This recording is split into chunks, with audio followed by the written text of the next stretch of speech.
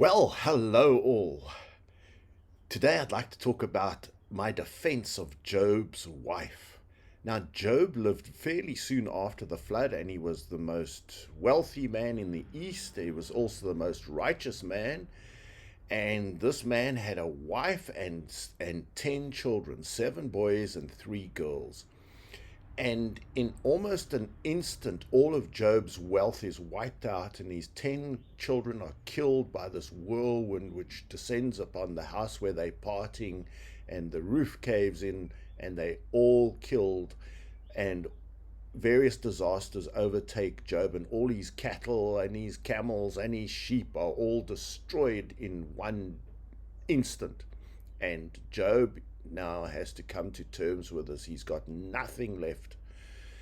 His children have been killed. And then supposedly Job's wife, when he, well, so, but Job still blesses God at the end of this. He says, the Lord gives, the Lord takes, we should be, blessed be the name of the Lord type of thing. And then Job has these terrible sickness, these boils. It looks like a terminal disease, and he's sitting there scraping the pus from his boils on an ash heap, and his wife apparently, supposedly, comes to him and says, "Curse God and die, why don't you already?" sort of thing. I'm paraphrasing a little bit, but basically she's always accused of telling Job to curse God and die. And what if I told you that this poor woman has been given a bad rap in so many churches through so many sermons, and the poor woman, I want to defend what she actually said and what she actually did and her actual attitude. So don't forget that when Job lost all his wealth and his children, so did his wife. So his wife and Job are bereaved of their 10 children. And do you think that they could? It's a known fact that in households where you lose children, the divorce rate goes up. People argue, they blame each other, they take it out on each other. Did Job's wife do that? So she was, let's not forget that she too was grieving. Okay, but Job now had this terrible boils all over his body, and they're pussy, and he's sitting on a heap, and it's scraping out the pus, and it's just too terrible, this poor guy. And it goes on for apparently, I think, quite a long time. And his wife is I think she's just lost hope, because they have no possessions. Well, they've lost all their wealth, they've lost all their children. She's totally bereaved, and she sees her husband is now in this terrible state, and she may just have felt sorry for him and just said, why don't you just, I mean, there's no hope, there's nothing left to live for, why don't you just die, end it all, because there's nothing to live for anymore. But I wanted to show you that it's all in the Hebrew. The inspired Hebrew sometimes tells a different story to what the English translation is. So God inspired the original Hebrew, and that's infallible. But the English translation of the Hebrew sometimes is not. So I'd like to just maybe show you the actual Hebrew that's involved in this whole story. So in the book of Job, it says, there was a man in the land of Uz whose name was Job, and that man was perfect and upright, and one that feared God and eschewed evil, means he hated evil.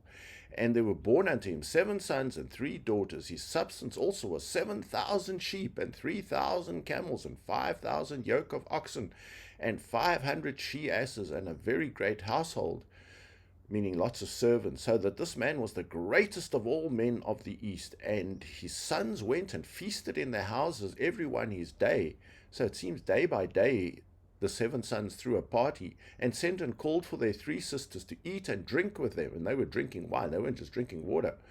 So this is a real party. And it was so, when the days of their feasting were gone about, that Job sent and sanctified them, and rose up early in the morning, and offered burnt offerings according to the number of them all. For Job said, it may be that my sons have sinned and cursed God in their hearts.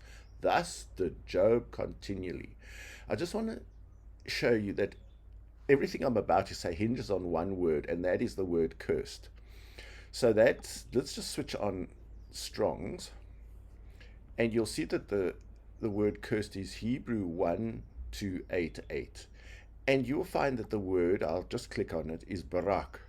And it always means bless. Barak, and to bless, to kneel, to bless, to cause to kneel, to praise. And then here they say barak can mean curse. No, in the Bible, barak never means curse. So if you want to see how it's used, over 302 times barak is to bless, to salute. Then they say 4 times it's used as in curse and 2 times as in blaspheme, but then the rest it's all blessed, to kneel down, to congratulate.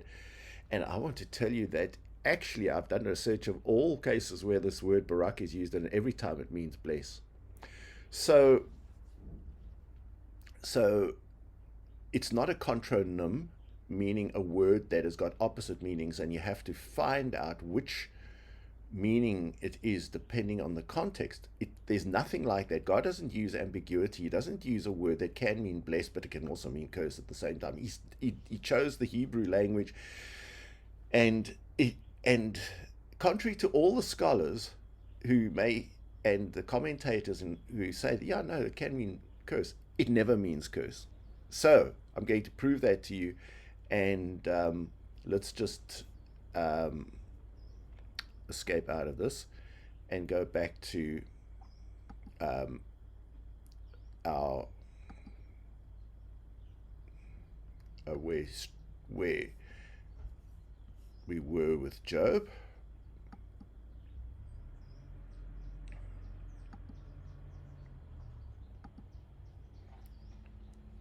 So let's go back to Job 1. So here's poor old Job. He's about to become a guinea pig. So it, so now it may be that the sons have sinned, and this word cursed here is Hebrew 1288, which is blessed God in their hearts. So how can his sons have sinned and blessed God in their hearts? So Job does this continually. And I want to show you another case where barak is used. So now the Lord and Satan have this conversation, and God boasts about Job, and he says that, Job is so great, there's almost nothing you can do to him that would cause him to not bless me.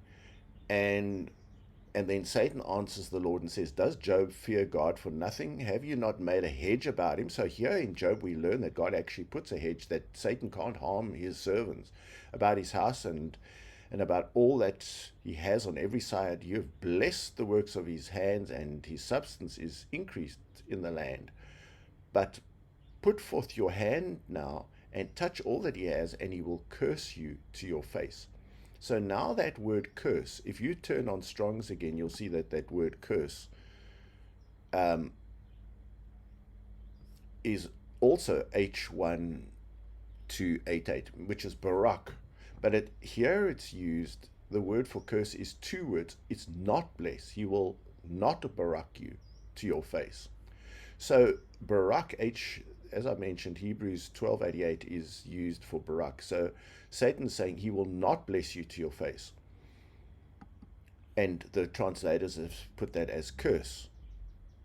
And the Lord said unto Satan, behold, all that Job has is in your power, only upon himself do not put forth your hand. So Satan went forth from the presence of the Lord. So all these disasters now happen, that while they're eating, and while these children are parting, messages come to Job one by one saying the asses are destroyed, and the people who looked after them, and the sheep are burnt up, and the servants that were looking after them, and then the camels are destroyed, and the servants that are looking after them, and then your sons and daughters.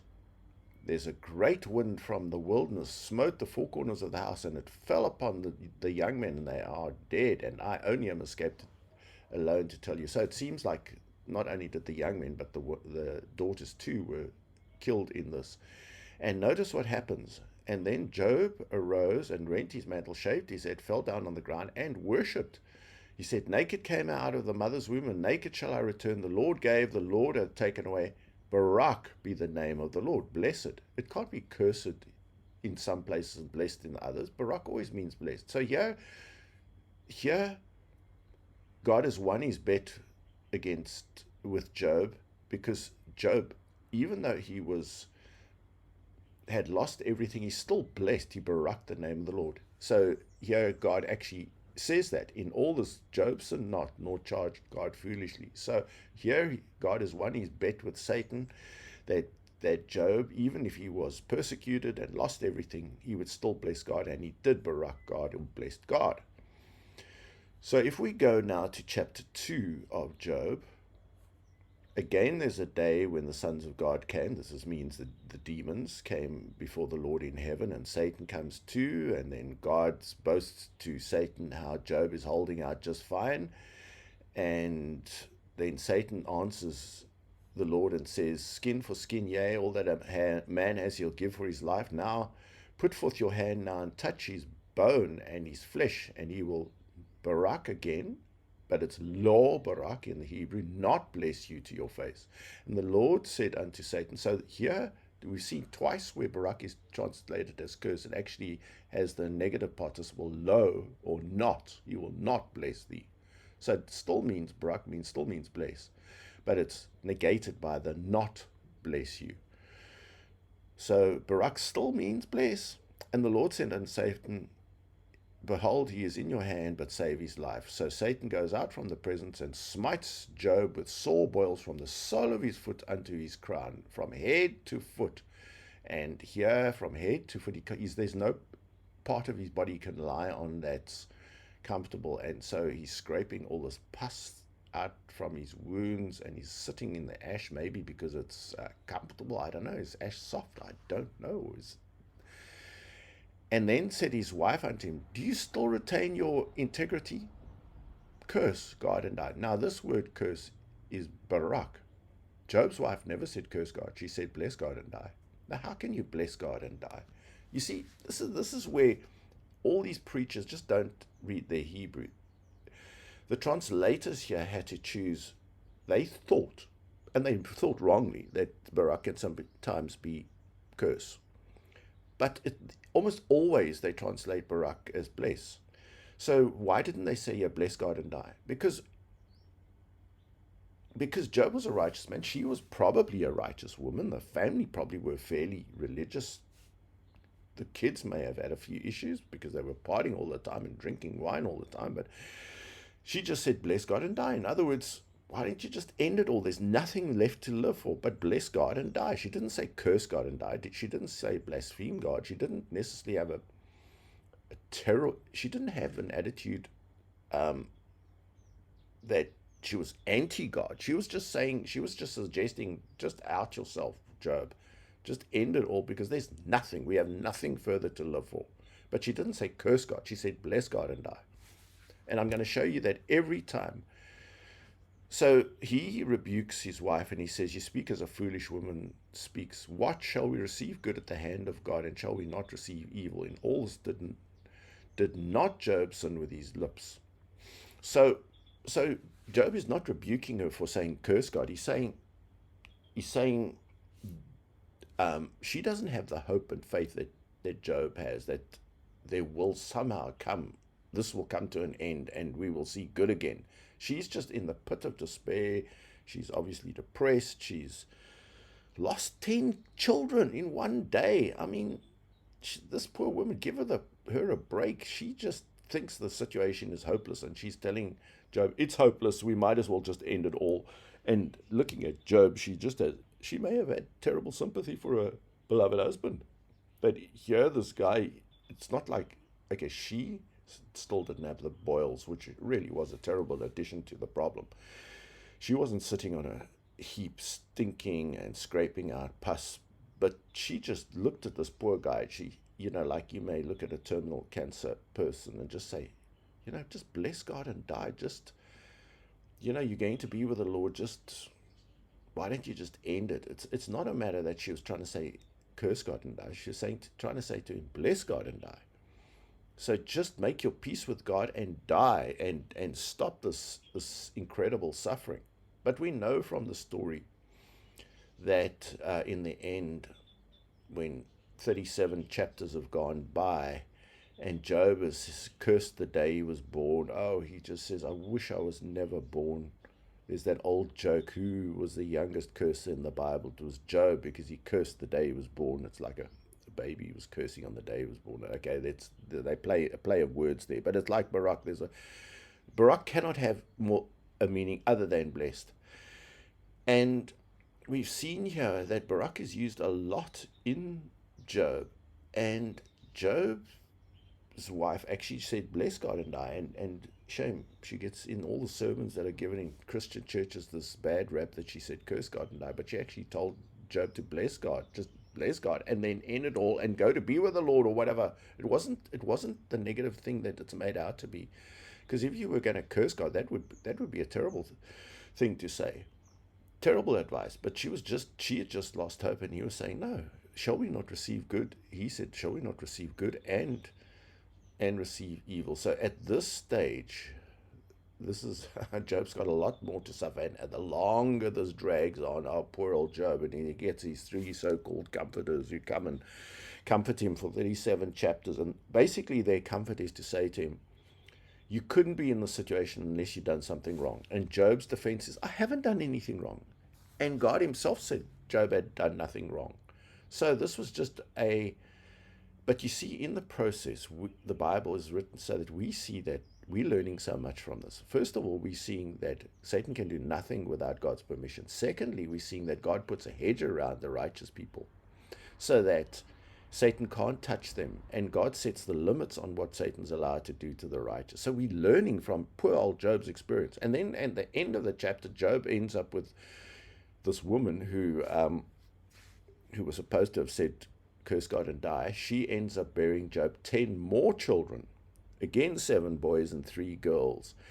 And Job's wealth is doubled, and Job lives for, after this incident, 140 years. So God wants Job's wife around to bear him 10 more children, and Job's wealth doubles. And it's like a wonderful, almost like a play. It's almost like this story's just too movie-like, too good to be true, that Job would end up doubly blessed after he's gone through this terrible thing. So when you go through a terrible thing, that's what makes a good movie and a good movie plot. And it all has this beautiful roundedness that in the end, God just blesses his people. But sometimes they have to go through these inexplicably bad and horrible times. So bad things do happen to good people. And even though you're as righteous as Job, you can't expect that nothing bad happens to you, and you have to accept sometimes. And I'm sure that this was also a good experience for Job, because Job thought he had this relationship worked out with the Lord. I just do good. I do a lot of good, and Job did a lot of good. You could see he gave to the poor. He was really cared for the powerless people. He really did a lot. He was a really great and good person. God himself said so. But you can't, just because you're a great and good person, think that everything's going to be hunky-dory for all of your life. That is not the deal that we humans can make with God. God is still God, and you have to realize that, like Paul had some thorn in the flesh. Even the righteous, the great people, can have something that bugs them, and you have to live with it. And in Paul's case, he lived with it for all of his life. In Job's case, he suffered, perhaps even it was 6 months. Who knows how long the poor guy suffered for. And then finally God came and spoke to Job and said, yeah, what you've said is basically right. And the people who said that you have to, you see, there was also this Hebrew belief that if you have problems, it's because you've done something wrong. Like if a woman has an issue of blood, it's because she has done something. There was always in this Hebrew mind this idea that you have to do something wrong for evil to happen to you. No, evil can just happen to you by chance or by some accident, or by, in this case, God is making a point that, well, there are many points that God's making here that I've mentioned already. And it needn't be that there's anything wrong with a person, that the person has done no sin There's nothing that he's done to deserve the ills that he's currently suffering. So we learn a lot of these things from Job, and Job doesn't ever end up with a bad attitude. I mean, many people read the book of Job and end up with a bad attitude. Job keeps a good attitude, he keeps his faith and hope, and eventually his faith and hope is realized, and God comes through for him. So his faith and hope turn, or do end in the good that he's expecting. So again, let's go back to, I'd just like to go back to Job chapter 1, where it talks about why is Job so worried about, and it was so when the days of this is the children's feasting gone about, that Job sent and sanctified them and rose up early in the morning and offered burnt offerings according to the number of them all. For Job said, it may be that my sons have sinned and baraked or blessed God in their hearts. Thus did God continually. Now you could say, how could the sons have sinned and blessed God? If you look at the books, if you look at the churches of Revelation, Ephesus, Smyrna, Pergamos, Thyatira, Laodicea, Philadelphia, you see that all the churches contain people who bless God, but then they have problems. They have sins. For example, the Ephesus church has lost their first love, so they're blessing God, but they're sinning. Or the Laodiceans, they are totally lukewarm. They have need of nothing. And in their need of nothing, they don't realize they're poor and blind and naked and helpless. So this is how you can sin and bless God at the same time. So this is what Job was thinking. His children are just partying and partying and partying and drinking, and it's quite possible that they gave thanks to God before their food and their drink, and they are sinning while blessing God. You can look perfectly righteous, you can be a church-going person, you can be everything, and you can be almost living a lifestyle of sin. And I really do think that God allowed these children to die because they were sinning and blessing God. It's sinning and blessing God is such a subtle thing. It's like infects churchianity, that people are happy to live in their sins while they bless God on a Sunday. They go to Sunday, they bless God, and they're totally unmindful of the fact that for the rest of the week they're cheating and lying and stealing and sometimes murdering, and everything, and they're living these totally, maybe sometimes it's hidden, but they're living these totally sinful lifestyles. Or they may be just living a lifestyle that's totally material. So it is possible for people that you see, so this even here where the word barak is used here, it certainly means that the sons have sinned and blessed God in their hearts. At the same time as they're sinning, they're blessing God in their hearts, like many religious folk of today, like God warns about in the churches of Revelation, the 7 churches.